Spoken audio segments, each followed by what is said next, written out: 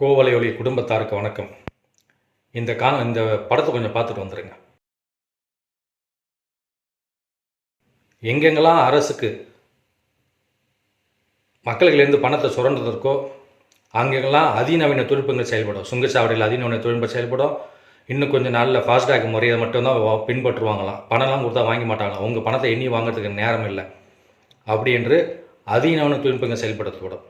ஆனால் இதுவே மக்களுக்கு சேவை என்று வரும்போது மருத்துவத்துறையோ அல்லது கல்வித்துறையோ அல்லது அரசு அலுவலகங்களோ என்றைக்காவது ஒரு நாள் இந்த நவீனத்துவத்தோடு செயல்பட்டது நம்ம என்ன பார்த்துருக்கோமா?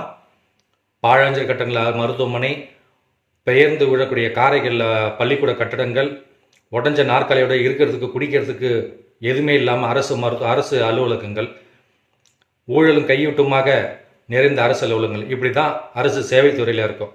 ஆனால் மக்களுக்கு தேவையற்ற இந்த பணம் பிடுங்குற இந்த அரசுகள் பணத்தை பிடுங்கிறதுக்கு மட்டும் இந்த மாதிரி நவீனத்துவத்தோட நவீன கேமராக்களை வச்சு மக்களை கண்காணிப்பாங்க.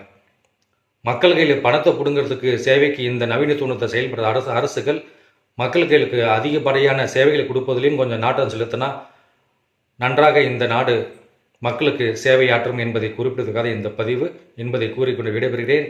நன்றி.